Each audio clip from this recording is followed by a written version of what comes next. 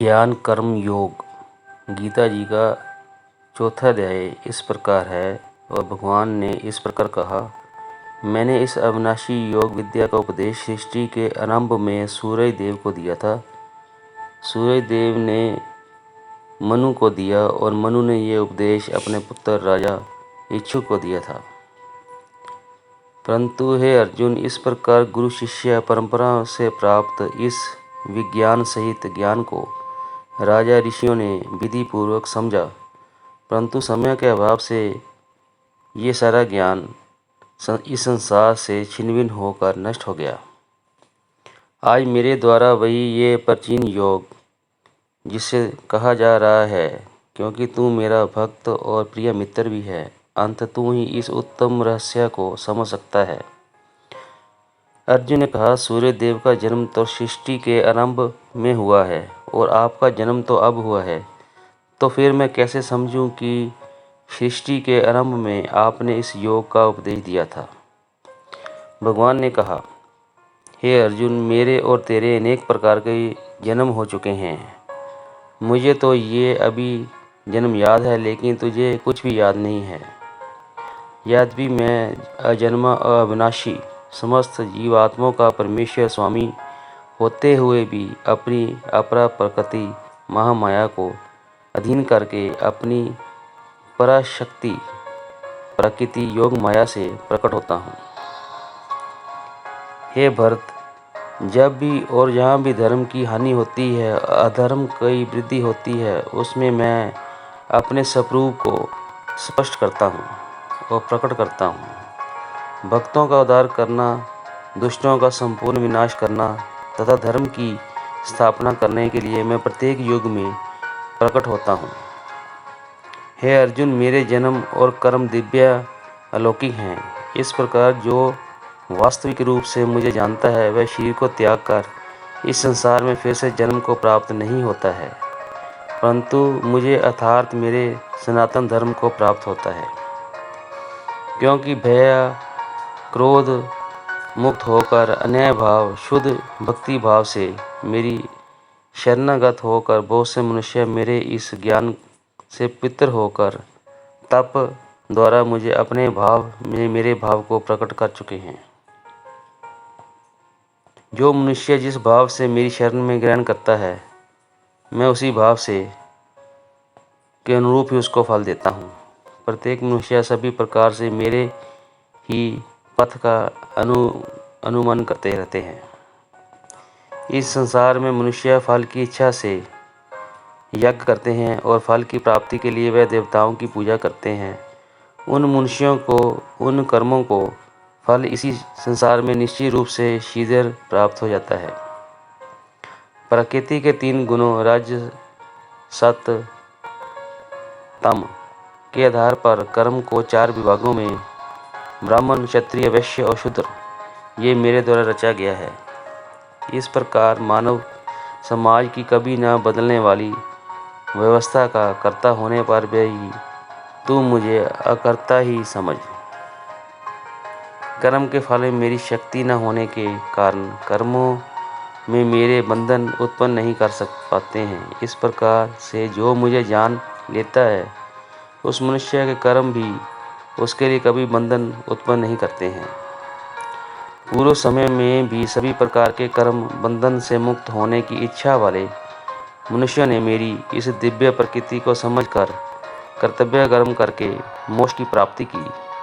इसलिए उन्हीं के अनुसार करके अपने कर्तव्य का पालन कर।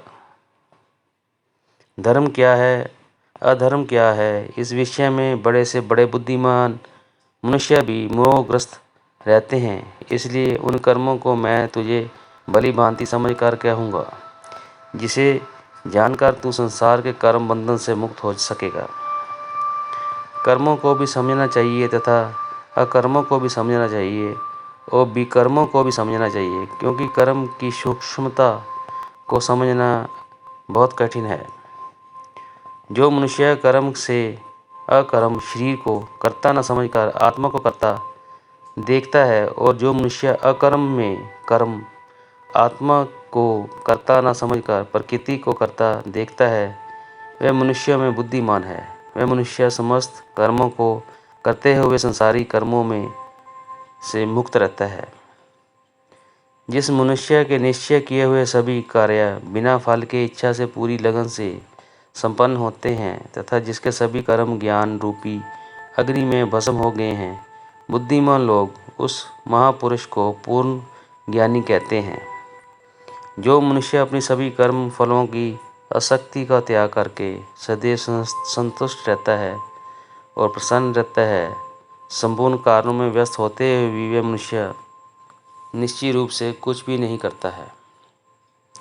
जिस मनुष्य ने सभी प्रकार के कर्म फलों को आसक्त और सभी प्रकार की संपत्ति के सात्विक का त्याग कर दिया है, ऐसा शुद्ध स्थिर बुद्धि वाला केवल शरीर निर्वाह के लिए कर्म करता हुआ भी कभी पाप रूपी फलों को प्राप्त नहीं होता है।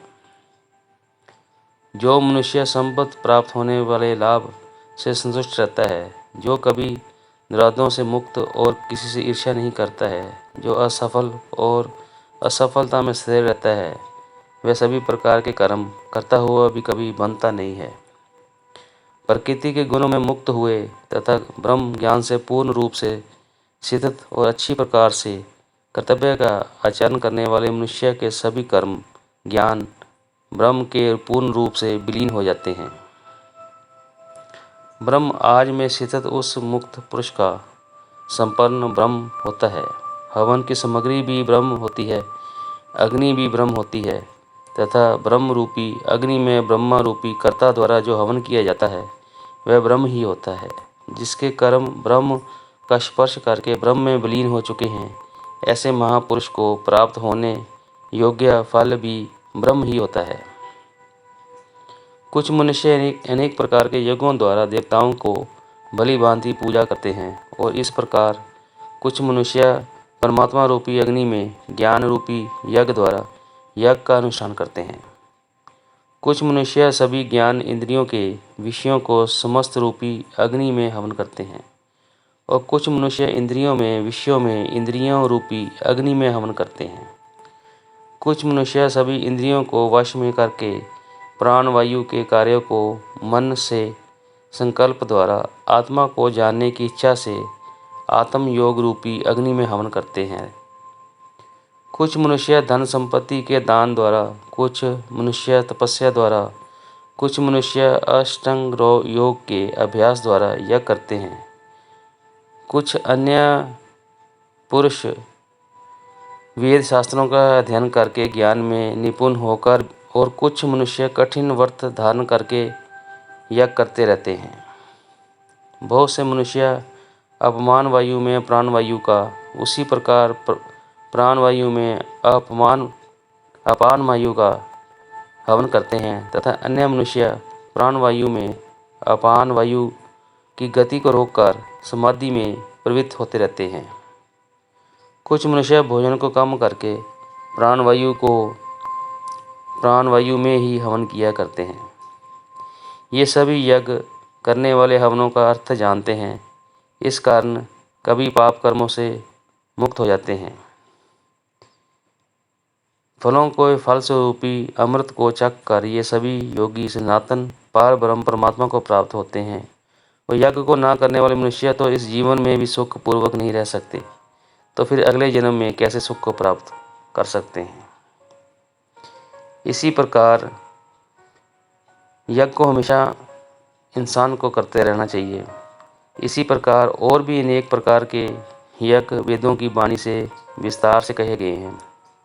इस तरह हम सबको कर्म में उत्पन्न होने वाले जानकर तू कर्म बंधन से हमेशा के लिए मुक्त हो जाएगा।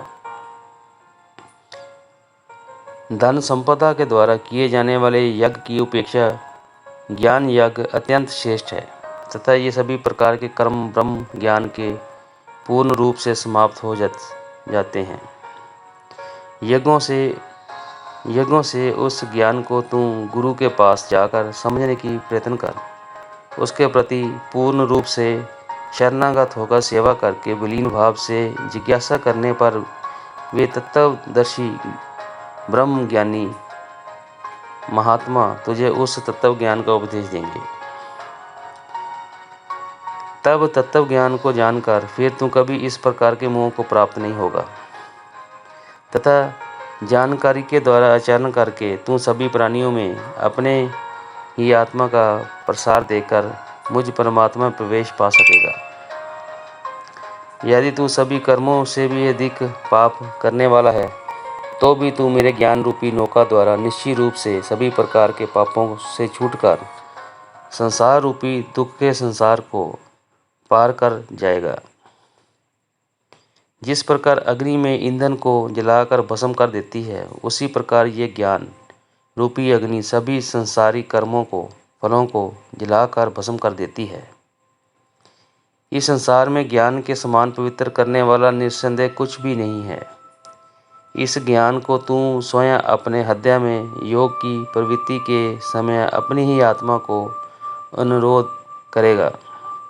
जो मनुष्य संपूर्ण धन्यवान श्रद्धावान है और जिसने इंद्रियों को वश में कर लिया है, वही मनुष्य दिव्य ज्ञान को प्राप्त होकर तत्काल भगवान रूपी परम शांति को प्राप्त हो जाता है। जिस मनुष्य को शास्त्रों का ज्ञान नहीं, वह शास्त्रों का ज्ञान नहीं, श्रद्धा नहीं और शास्त्रों में शंका की दृष्टि से देखता है, वह मनुष्य निश्चित रूप से भ्रष्ट हो जाता है। इस प्रकार भ्रष्ट हुआ मनुष्य ना तो इस जीवन में और ना अगले जीवन में सुख को प्राप्त होता है। जिस प्रकार मनुष्य ने अपने समस्त कर्मों में फलों का त्याग कर दिया है और जिसके दिव्य ज्ञान द्वारा समस्त आशय मिट गए हैं, ऐसे तत्व आत्मा पुरुष मनुष्य को कर्म में कभी नहीं बांधते हैं। अंत हे अर्जुन, तू अपने हृदय में स्थित इस अज्ञान को उत्पन्न अपने शिक्षा को ज्ञान रूपी शास्त्र से काट और योग में स्थित होकर युद्ध के लिए खड़ा हो जा।